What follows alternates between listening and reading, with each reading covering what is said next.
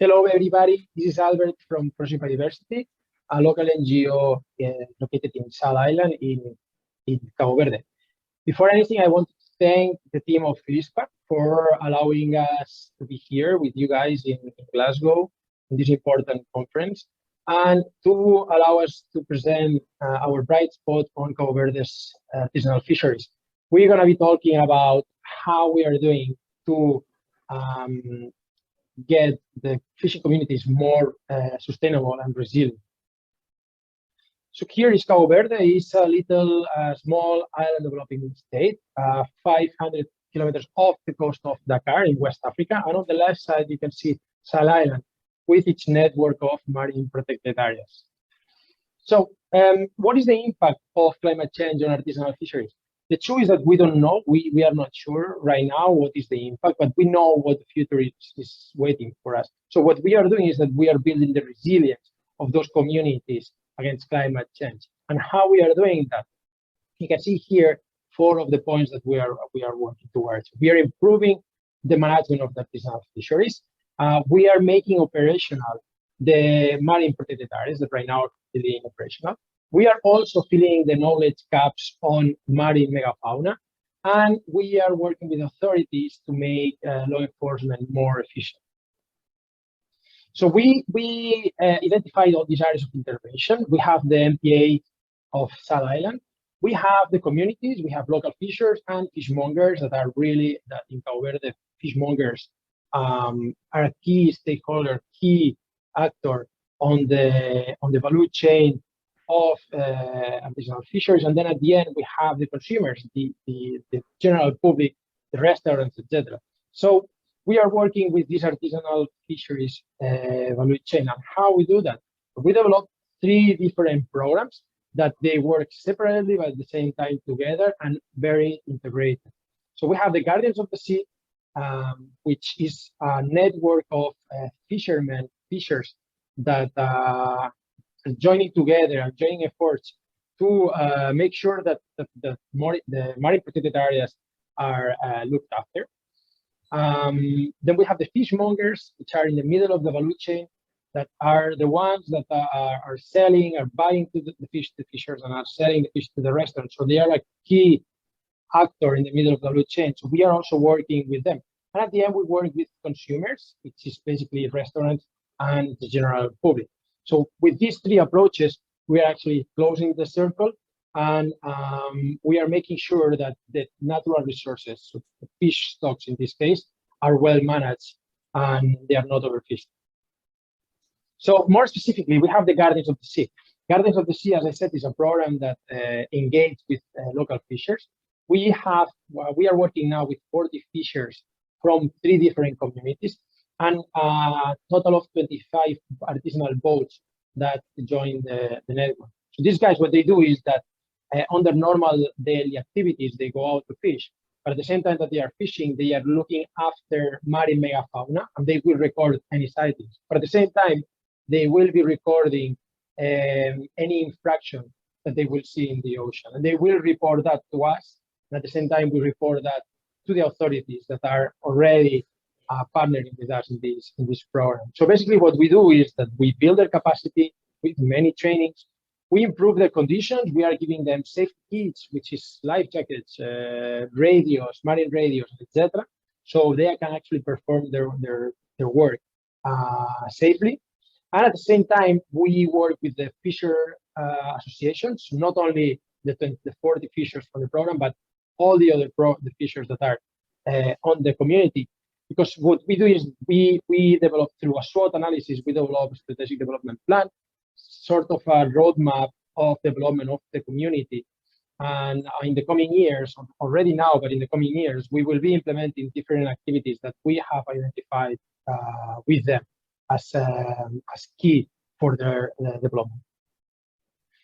As I said, we have the fishmongers, we have the Women of the Sea and Mujer de Mar, which is a sister program of the Guardians of the Sea. And here we work exclusively with the women, empowering them, giving them voice. We can say now that fishmongers of Sal, they are represented within the Association of Fishers. And that was one of the big successes of this program. But We are working with these 30 fishmongers from the 3 different communities. We build their capacity. We improve their conditions. We give them material. We train them on safety and health, how to manage the fish, etc. And again, we did a roadmap with them, and we developed a strategic plan that we will implement. We are implementing, and we will implement in the coming years. And finally, we have the sustainable from the sea to the fish, from the sea to the plate program. And this program works with all the actors of the value chain and end up in the restaurant, end up in the consumers. So basically, we are ensuring that all these restaurants that are engaged with this program, so far it's 5 restaurants, they agree and they accept that they will only serve fish that are the right size and that are fish that come from sustainable fisheries. So basically, we partner with the restaurants. We engage 13 fishers and 7 fishmongers that are within this network. And we did some outreach. We had some campaigns. On the right side, you can see some posters that we put about the legal sizes of the fishes on every single bus stop of the island. We did some research on the fisheries stocks. We did some capacity building about current legislations, and we did some strategic partnership with law enforcement and other key stakeholders. And why this program is a success? I think that this program, the most important thing of this program is that we are working at the same time, but very specifically with all the actors of the communities. And we are connecting them at the same time. But also we are giving them voice. Until now, fishers and fishmongers, they were never heard.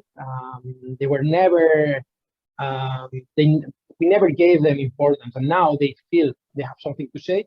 And because of the project is very field-based, they see the results straight away. So that's why they are so engaged.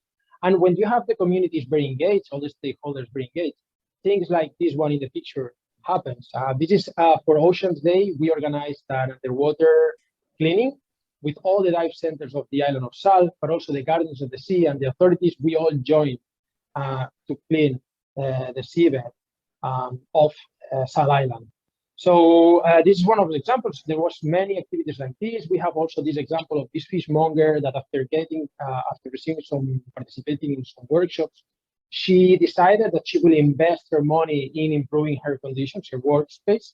So now she's got all this aluminum table, which is better for the safety and health of her products. And she proudly shared that on Facebook, saying that, you know, together with the Gardens of the Sea, the fishmongers, the women of the sea, are also working towards sustainable fisheries. But what is the present and what is the future of this bright spot? There are some challenges, and most of the challenges are related to the lack of participation of the authorities. There is no regulation. That the regulations don't protect the artisanal fisheries. Instead, they actually are very focused on industrial and semi-industrial fisheries. Also, we have a lack of technical capacity and resources in our own NGO. We are a small NGO trying to do a lot of work. And what's next? What's our next steps? We are already setting up some national networks for sustainable fishing initiative. For instance, the program Gardens of the Sea is now in several islands, so we are trying to join a force. We also want to start reducing the bycatch and the wildlife and human conflict on artisanal fisheries, which is also present. And we need to give tools to the fishers to solve those problems that they have now.